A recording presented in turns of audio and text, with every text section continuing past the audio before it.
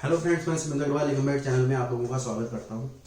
हम लोग Indian evidence act पर सीरीज कर रहे हैं, जिसमें अभी तक हम लोग सेक्शन 13 तक कवर कर चुके हैं in the topic of relevancy. Section 13 के बारे में हमने लास्ट सेशन में बात करी थी, जो राइट एंड कस्टम के बारे में बात करता है। आज हम लोग सेक्शन 14 और 15 के ऊपर चर्चा करेंगे, जो सिमिलर अकरेंसेस की भी बात करते हैं। सिमिलर अकरेंसेस के बारे में हमने पढ़ा था सेक्शन 52 से लेकर सेक्शन 55 कैरेक्टर एविडेंसेस में, जहां पर इसका इस्तेमाल कैरेक्टर को प्रूव करने के लिए किया जाता है। तो आज हम लोग सेक्शन 14 और सेक्शन 15 में समझेंगे कि ये क्या है। इससे पहले आप लोगों से मैं रिक्वेस्ट करना चाहूंगा कि प्लीज इस चैनल को आप लोग ज्यादा से ज्यादा सब्सक्राइब कीजिए, शेयर कीजिए, और अगर आप लोगों को वीडियो पसंद आए तो प्लीज लाइक का बटन दबाइए और कमेंट बॉक्स में अपने वैल्यूएबल सजेशंस लिख करके बताइए, ताकि हम लोग अपने सेशंस को और ज्यादा इंटरेक्टिव बना सकें और इंटरेस्टिंग बना सकें। तो सेक्शन 14 क्या कहता है? सेक्शन 14 बात करते हैं any fact which relates to the state of mind, the state of body and bodily feeling is relevant. कोई भी फैक्ट है जो स्टेट ऑफ माइंड को,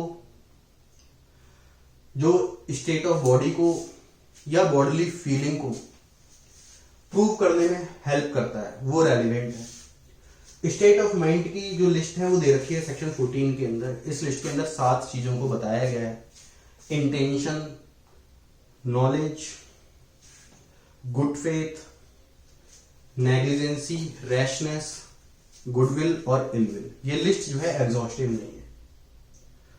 तो सेक्शन 14 सीधे सीधे शब्दों में क्या कह रहा है? ये कह रहा है कि any fact that relates to the state of mind, state of body and bodily feeling, and the facts which helps in proving these three things are relevant under section 14। बस इतना सा है सेक्शन 14, और स्टेट ऑफ माइंड की एक list दे रखी है जो एग्जॉस्टिव नहीं है। तो इसको हम कुछ इलस्ट्रेशंस के थ्रू समझते हैं तो आसान हो जाएगा।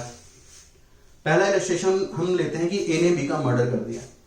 Then while killing B, while doing the murder of B, A was delivering the statement. A was saying that I will kill you. B को मारते वक्त A B से कह रहा था I will kill you, मैं तुम्हें मार दूंगा। And in order to commit that crime, A shot 2 bullets in the vital parts of body of B. तो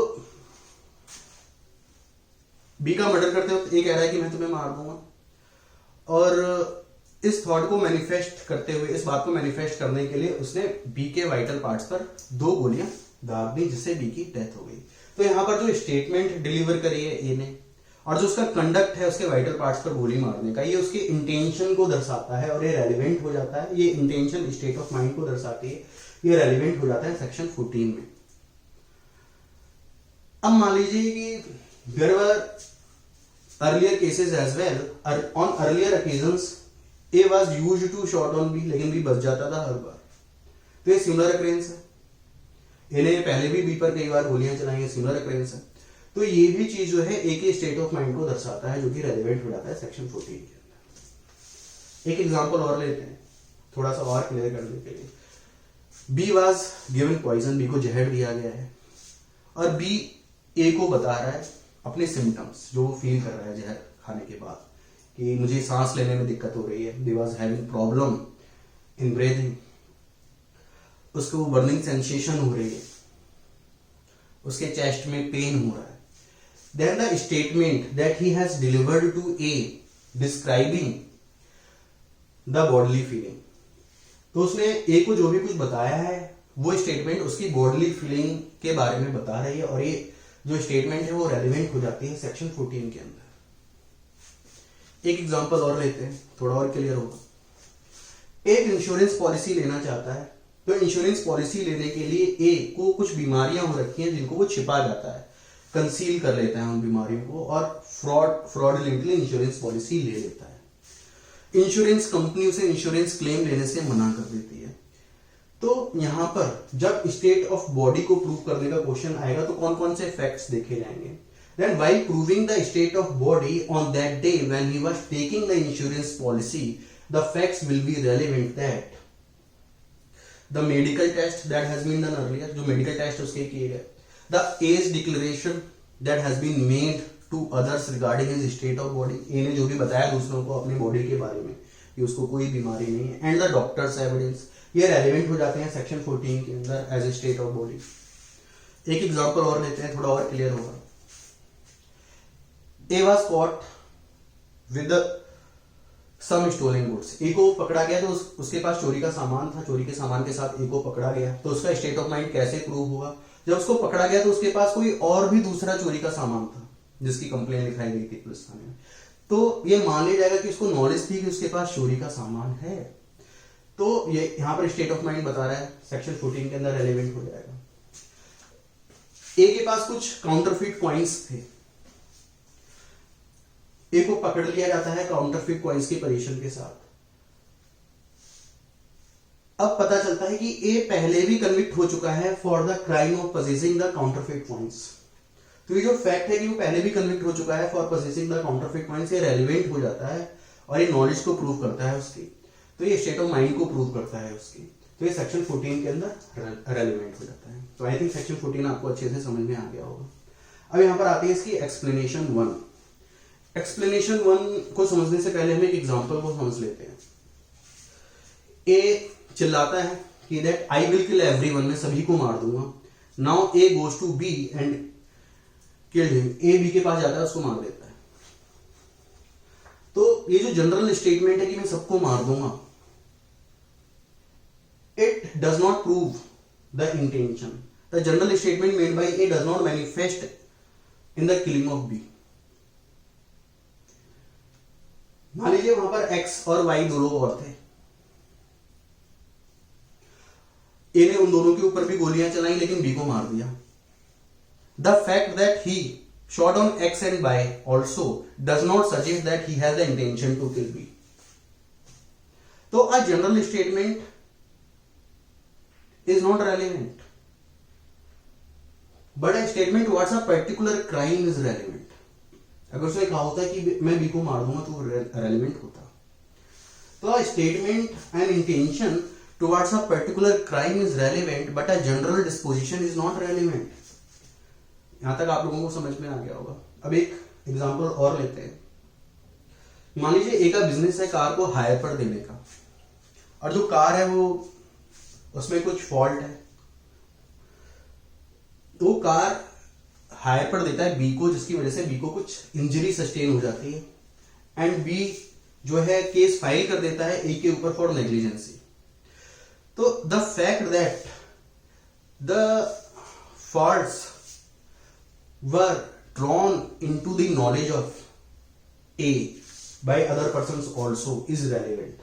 मतलब ए को दूसरे लोगों ने पहले भी बताया था जिन्होंने कार ली थी कि भाई आपकी कार में ये फॉल्ट है, इसको ठीक करा दो, लेकिन फिर भी ए ने उसको ठीक नहीं कराया और उसने बी को हायर पर दे दी, जिसकी वजह से बी को इंजरी सस्टेन हो गई। तो इसका मतलब ये है कि उसको नॉलेज थी और उसने नेग्लिजेंटली बिहेव किया specific knowledge towards the fact होते हुए भी, तो ये रेलिवेंट हो जाता है सेक्शन 14 को। लेकिन अगर वो हैबिचुअली नेग्लिजेंट है तो ये इररेलेवेंट है।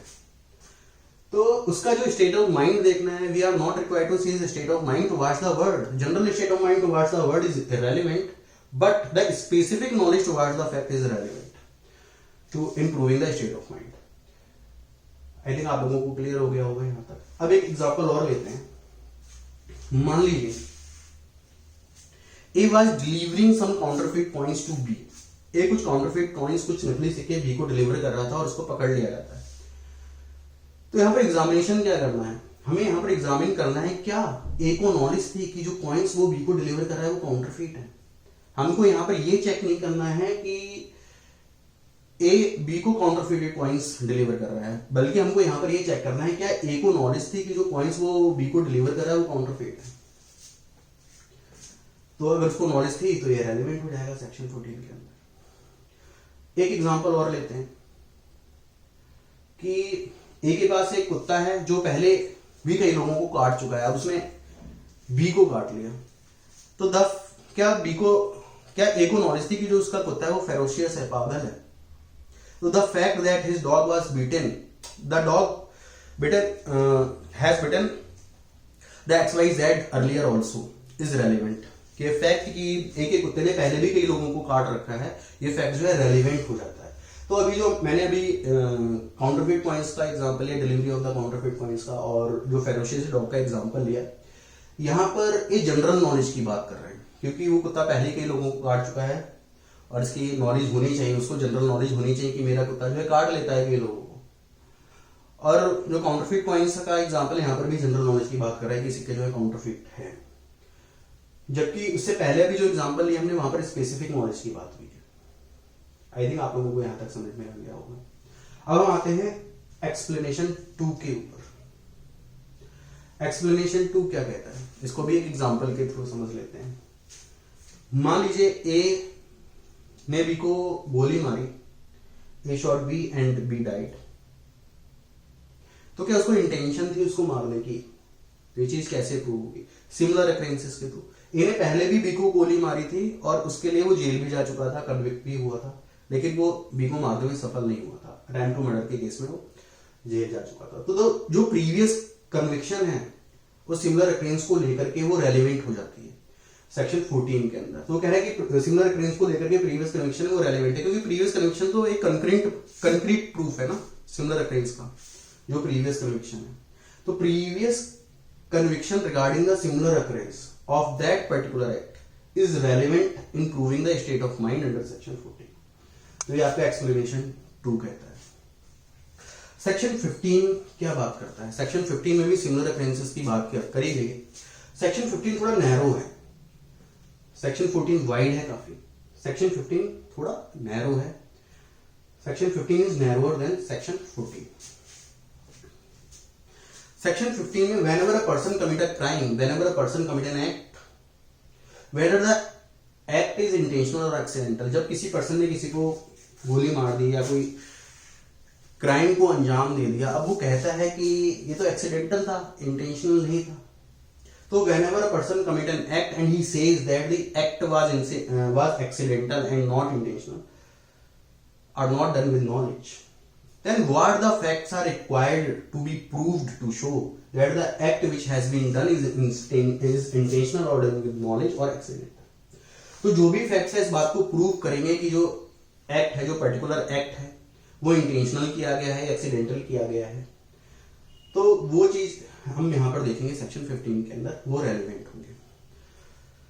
देखिए सेक्शन 15 के अंदर बात करी गई है कि there is a series of similar occurrences की एक सीरीज है, and the accused is part of that similar occurrences of all similar occurrences, और जो accused है वो उन सभी similar occurrences का part है, and the present act has been committed as a part of that similar occurrence, और जो present act है, जो crime है किया गया है, वो उन similar occurrences का part है। तो ये देखना है सेक्शन 14 में। तो सेक्शन 14 वाइडर है सिर्फ, अगर सेक्शन 15 नहीं होता तो ये जो फैक्ट्स हैं सेक्शन 15 के अंदर आ रहे हैं कि एक्सीडेंटल है, इंटेंशनल है, वो भी सेक्शन 14 के अंदर आ जाते हैं। सेक्शन 14 बात करता है हर तरीके की स्टेट ऑफ माइंड की, वो एक्सीडेंटल है, इंटेंशनल है, इस चीज के ऊपर नहीं जाता। लेकिन सेक्शन 15 बात करता है सिर्फ एक्सीडेंटल और इंटेंशनल की। ये बात करता है कि the act has been committed is whether accidental और इंसिडेंटल और done with some knowledge, and there is a series of similar occurrences, accused is the part of that similar occurrence, and the present act is done as a part of that transaction. तो इन तीन बातों का हमें ध्यान रखना है। तो section 15 हो गया। जैसे मान लीजिए ए ने एक मकान खरीदा, उसका इंश्योरेंस कराया, उस मकान में आग लग गई, उसने इंश्योरेंस क्लेम ले लिया, फिर उसने मकान लिया, फिर इंश्योरेंस क्लेम, फिर आग लग गई, फिर इंश्योरेंस क्लेम ले लिया। अभी काम चलता रहता है। ये सिमिलर अक्रेंसेस है सेक्शन 15 के अंदर। वो कहता है कि आग जो है एक्सीडेंटल लग जाती है, तो आग एक्सीडेंटल नहीं लगती है। क्यों? क्योंकि सिमिलर अक्रेंसेस है, A is a part of every similar occurrences and the present act is a part of those similar occurrences. तो ये सेक्शन 15 के अंदर आपका रेलिवेंट हो जाता है। तो आई थिंक आप लोगों को सेक्शन 14 और 15 अच्छे से समझ में आ गया होगा। अब नेक्स्ट सेशन में हम लोग करेंगे सेक्शन 16 को, जिसके साथ हम सेक्शन 32 को भी पढ़ेंगे, सेक्शन 34 को भी पढ़ेंगे, जो कि बात करते हैं कोर्स ऑफ बिजनेस की। चलिए तब तक के लिए आप लोगों को धन्यवाद, मिलते हैं नेक्स्ट सेशन में।